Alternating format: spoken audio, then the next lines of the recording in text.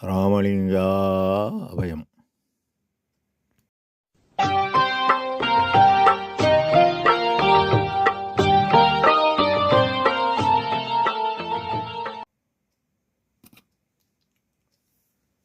அருட்பெரும் ஜோதி அருட்பெரும் ஜோதி தனிப்பெரும் கருணை அருட்பெரும் ஜோதி எல்லா உயிர்களும் இன்புற்று வாழ்க. வள்ளல் மலரடி வாழ்க வாழ்க. திருச்சிற்றம்பலம். அருட்பெருஞ்சுதி ஆண்டவரின் பரிபூர்ண அருளை பெற்ற அருட்பிரகாசம் பெருமானின் திருவடிகளை மனமொழிமையால் போற்றி பணிகின்றேன் தயவுடன். நாம் செய்த செயலின் நுழைவாக இன்ப துன்ப அனுபவங்கள் யாவும் வந்து கொண்டே உள்ளது. அவ்வாறு வருகின்ற துன்பம் யாவும் பொறுத்து எல்லா உயிரும் இன்பமாக வாழ எண்ணி நாம் செயல்பட்டாலே நமக்கு ஆன்ம லாபம் கூடும். நம் பெருமான் அருட்பெருஞ்சோதி அடைவு என்ற தலைப்பில் 11வது பாடலில், நிதியே என் உள்ளே நிறைந்த சிவபதியே, பொதுவில் நிறைந்த பதியே, அருட்பெரும் ஜோதியனே, அம்பலம் விளங்கும் கதியே, என் கண்ணும் கருத்தும் கழிக்க கலந்து கொண்ட மதியே, அமுத மலையே, நின் பேரருள் வாழியவே என பாடலை பதிவு செய்கின்றார். நிதியே, உலகியல் நிதி செல்வம். இது செல்வோம் என சென்றுவிடும், நிலையானது அல்ல. உரிமை எப்போதும் பறிபோகும். எனக்கு உரிமையான கார், பங்களா, சொத்து, சுகம் இவை யாவும் பறிபோகும். ஆனால் அருளியலில் நிதி என்பது ஒருபோதும் பறிபோகாது. இது உரிமை அல்ல, நம் உடைமை. உடைமை என்பது நம் கைகால்கள் போல் நம்மை விட்டு ஒருபோதும் பிரியாது. எவ்வாறெனில், நீ உலக வங்கியில் பணம் போட்டால் நீதான் எடுக்கலாம். அதுபோல அருளியல் வங்கி என்பது பசித்த ஏழைகளின் வயிற்று பெட்டி. இந்த வயிற்று பெட்டியை நீ நிரப்ப சூட்சமமான வங்கியில் உன் இருப்பு தொகை கூடிக்கொண்டே போகும். இதை உனக்கு இயற்கை உண்மை கடவுள் இம்மை இன்ப வாழ்வு, மறுமை இன்ப வாழ்வு, பேரின்ப வாழ்வு என முக்காலத்திலும் தருவார். அதனால்தான் ஐயா 4737 பாடலில், வட்டி மேல் வட்டிகொள் மார்க்கத்தில் நின்றீர், வட்டியை வளர்க்கின்ற மார்க்கத்தை அறியீர், பெட்டி மேல் பெட்டி வைத்து ஆள்கின்றீர், வயிற்று பெட்டியை நிரப்பிக் கொண்டு ஒட்டியுள் இருந்தீர், பட்டினி கிடப்பாரை பார்க்கவும் நேரீர், பழங்கஞ்சி ஆயினும் வழங்கவும் நினையீர், எட்டி போல் வாழ்கின்றீர், கொட்டி போல் கிளைத்தீர், எத்துணை கொள்கின்றீர், பித்துலகீரை என பதிவு செய்கின்றார். ஆக பரோபகாரத்தால் பெறுகின்ற பொருள் மெய்ப்பொருள். இதுதான் அருள் நிதி. இந்த நிதியை இயற்கை உண்மை கடவுள் யாரே எனினும் இறங்குகின்றார்க்கு தன்னுடைய அருள் சீரே அளிக்கும் சிதம்பர சுவமே என்பார். என் உள்ளே நிறைந்த சிவபதியே. சி என்பது சிகரமாகிய பெரும் ஜோதி, பேரறிவு ஆகிய கடவுள். பரம ஆகாசம் அனாதி, அதற்கு காரணமான கடவுள் அனாதி. அனாதியான வெளியில் வகரமாகிய காற்றும் அனாதி.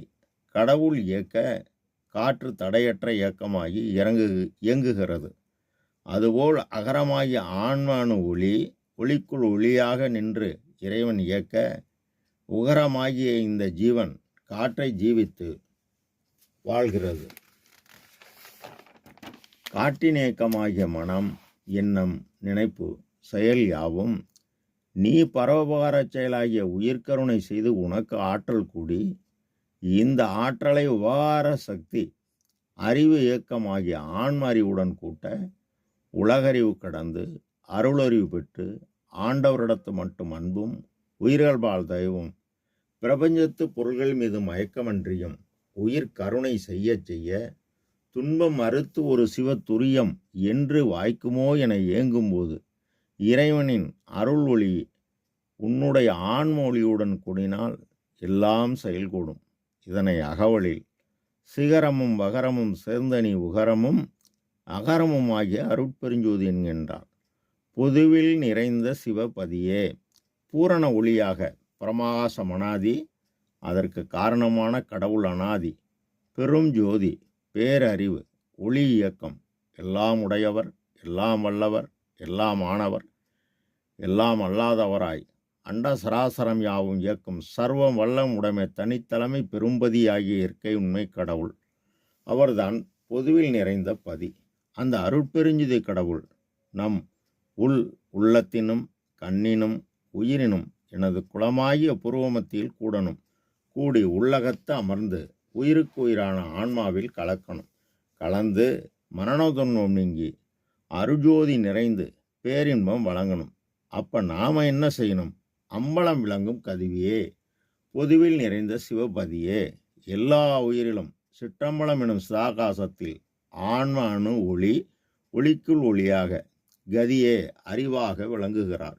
கதிரவன் சூரியன் ஒளியாக விளங்குபவன். இது ஒரு சிற்பொது. என் கண்ணும் கருத்தும் கழிக்க கலந்து கொண்ட மதியே. மதி என்பது அறிவு, விதி என்பது விதிக்கு உட்பட்டது மதி. அறிவு என்பது சந்திரன் காற்றின் இயக்கம். மதிக்கு உட்பட்டது ஒளி இயக்கம். ஒளி என்பது சூரியன். அறிவு என்பது அறிவு ஒளி கூடணும். கண்ணில் எண்ணத்தில் ஆன்மாவின் இயற்கை குணம் தயவு, உயிர் கருணை. இது எங்கே கருணை இயற்கையில் உள்ளதோ இது அவரவர் செய்த அறச்செயல் மரச்செயலுக்கேற்ப அருசக்தி பிறக்கும் போதே பொருத்துவது. இது மன அறிவு. உலகியலுக்கு மறதி உண்டு செய்யும் அருளறிவு மறக்காது விளக்கம் செய்யும். இது யாவும் சொல் செயலாக்கத்தான் மெய்ப்பொருளாக மாறும். என் கண்ணும் உலகத்தில் துன்பத்தை பார்த்தபோதே கண் கலங்கும். உண்மையில் அதாவது பிற உயிரின் துன்பத்தை கண்டபோதும் கேட்டபோதும் கண் கலங்கும். கருணையாக பார்ப்பது, ஒரு ஜீவர் மற்றொரு ஜீவத்திற்கு உதவுவது. இயற்கை உண்மை கடவுளிடம் பார்க்கும் ஆன்மா அவர்களை காப்பாற்று என்ற மனத்தால் விண்ணப்பம் செய்யும். இது உயிர் கருணைதான். தேவர் அன்றே கண்ணீர்க்கணிகளின் கண்ணோட்டம் அது இல்லெனில் புண்ணென உணரப்படும் என்கின்றார். கண் கலங்கி அன்பிற்கும் உண்டோ அடைக்கும் தாள் ஆர்வலர் புன்கணர் பூசர் தரும்.